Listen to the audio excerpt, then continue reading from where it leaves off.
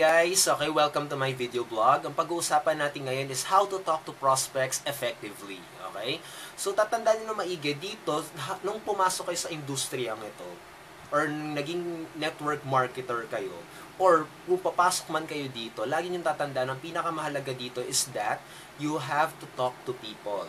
Okay? At tatandaan nyo na maigi na ito nga, marami talaga negative na tingin nila dito sa network marketing. Pero sa totoo lang kasi, ang ginagawa talaga natin dito is that we build relationships. Okay? So, paano nyo gagawin yan? You have to build your own rapport or you have to build rapport with the prospect.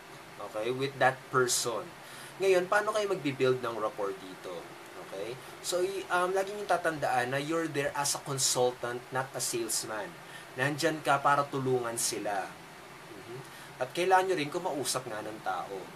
Ikukwento ko lang sa inyo na bago man akong pumasok dito, I'm not really a very talkative person. Hindi ako nakikipag-usap talaga. Ayoko nakikipag-usap. Ayoko sa tao eh. Ayoko sa tao. Yun. Okay? Kapag may bisita kami sa bahay, mostly nagtatago lang ako sa kwarto ko, sinasara ko na yung pinto at bahala na ako dyan, okay? Ayoko talaga, wala akong pakialam sa tao talaga dati. Pero yun na nga, you have to build that confidence that you have to talk to other people, okay? Yan kasi talagang industriya natin, okay? At ang maganda pa dito, nakakatulong pa tayo ng ibang tao. So, ayan. So, paano nyo ba i-build itong rapport na to? You have to be a consultant and in order to be a consultant, kailangan nandito kayo, nagdidig kayo ng mga questions na para may makuha kayo sa kanila. Okay? So, yun na nga eh. Nandito tayo para tulungan sila. Paano nyo gagawin yun? Through questions. Kasi may mga iba talaga mga network marketer, ganito ginagawa nila. Talagang dinadazzle nila sa wisdom nila na talagang alam nila lahat. Parang ganun na-feel talaga ng prospect eh, parang dinaratat sila. Kaya nangyayari dito, kapag niraratrat, parang nagmumukhang nagko-convince na yung network marketer. So, nangyayari kasi, kapag nagko-convince ka, medyo lumalayo na sila na parang ayaw na nila. Kasi parang na-feel nila na tingin nitong network marketer sa kanila ay para silang pera. So, yun na nga eh. Tandaan ng maigi, we are here to help other people. Okay? So, paano nyo gagawin yan? You have to ask questions. Okay? Magtatanong kayo, tas hahayaan mo silang magsalita. Huwag nyong katulad, huwag kayo maging impatient. Okay? Kapag nagtanong sila, kapag nagtanong kayo, hintayin nyo yung sagot nila. Huwag nyo silang uunahan. Kasi magmumukha niyan, parang kayo na rin yung sumasagot sa tanong nyo. So that means, parang nagmumukhang ikaw na nagko-convince sa kanya. Dapat, ang purpose dito, sila yung nagko-convince sa sarili nila. Kasi, naniniwala naman kayo na magandang opportunity nyo, diba? Dapat, ang goal mo dito is you have to educate them and you have to make them understand na napakaganda ng opportunity na to, na talagang matutulungan sila sa opportunity na to. Okay? So, ito, lagi nyo tatandahan na you have to present it in a way that prospects will hear it. Okay? Paano silang mag-hear? Kasi ito nga eh, kapag nafe-feel talaga nila na tipong kayo na yung nagko-convince sa kanila, hindi na makikinig sa inyo yan. Hindi na makikinig talaga yan. Parang sarado na isip niya na pera lang tingin nito sa akin. No. Alam nyo ba, sa mga ganyang pagkakamali, lalong pumapangit ang pangalan ng industriya natin or lalong pumapangit yung label natin as network marketers. Kasi ito nga eh, tandaan ng maigi, mas maganda siguro talaga gawin talaga natin tong profesyon. Mag-decide talaga kayo ng ganyan. Kasi nakita nyo naman eh, di ba? You believe it. Na talagang maganda siya.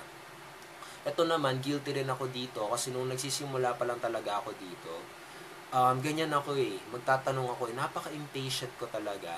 Niraratrat ko sila ng mga facts. Kahit alam ko yung compensation plan, alam ko yung products, alam ko paano ito makakatulong. Pero most of the time talaga, hindi sila nakikinig dyan. Kasi kapag tinignan mo rin yung sarili mo, sa shoes ng prospect mo, parang kapag na-imagine nyo na may rumaratrat sa'yo ng ganyan, parang nafe-feel mo pineperahan ka lang, diba? You have to make them understand by educating them. Okay? So yun. You have to ask questions. Okay? Parang ito, isipin nyo, parang sabihin natin, ikaw ay isang consultant. Ito, ang pagiging consultant mo, kailangan tulungan mo ang isang kumpanya na paano nila mapapaangat yung sales nila, paano nila mapapaganda yung company nila? Ano yung pwedeng ma-improve nila? Ngayon, paano nyo magagawa yun? Diba by asking questions and then by listening to them. Kailangan alamin nyo muna yung problema. Kasi kapag kayo mismo yung ganyan, wala. Hindi mo naman alam yung kumpanya, diba? Parang ikaw magmarunong dyan. Kahit alam mo yung... Kasi tatandaan nyo na maigi, dito sa network marketing, hindi talaga nila sinasalihan yung kumpanya nyo. Sinasalihan nila kung kaano mo sila matutulungan. Ikaw yung sinasalihan talaga nila. So, always have that goal that you're there to educate them and you're there to make them understand na napakaganda ng opportunity natin. Okay? So, yun. Ito lang naman, may gusto na naman din ako iwan sa inyo na isang idea. Kung kayo kakausap kayo ng prospect, always be interested, not the other way around. Be interested instead of you being interesting. Mas mahalaga yung prospect nyo. Mas mahalaga yung problema niya kaysa sa kagalingan nyo. Kasi kapag talaga kayo niratrat nyo talaga, alam kong magaling kayo, alam kong marami kayong alam talaga dito, pero what's the main purpose why we're here? Is to help them, diba? And how you're going to do that, one of the most secret weapons ng mga magagaling na network marketers is to ask questions. Okay? So yun, and to wait. Be patient to their answer. They are very important. Okay? So yun. Be professional about this. Be a coach. Be a friend. Be a teacher. Okay? Be a guide for them. Para maabot nila yung pangarap nila. Parang maabot nila yung financial freedom, yung time freedom, makasama nila yung pamilya nila. Be that kind of person for them. Okay? You have to inspire them. You have to make them understand that there is really a better way. Okay? So, yun lang naman guys. Ito yung video blog ko for the day. Sana may nakatulong to sa inyo. Please click the like button kung sa tingin nyo talaga nakatulong to at nagustuhan nyo naman yung content dito. Lagi nyo tatandaan, always ask questions. Okay? Be interested instead of you being interesting to yourself and to them. Okay? So, yun ulit. Click like button kung nakatulong to sa inyo. Leave comments kung ano pwede nyo masabi sa video na to, anong comment nyo. Baka pwede rin kayong magbigay ng comments din para matulungan din yung mga nanonood dito. Okay? So, tulong-tulungan tayo guys. Make this as a profession talaga.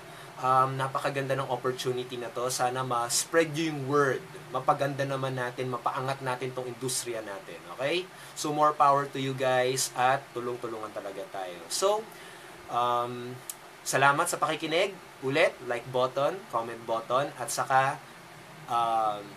see you guys on the next vlog. So, thank you very much. Okay?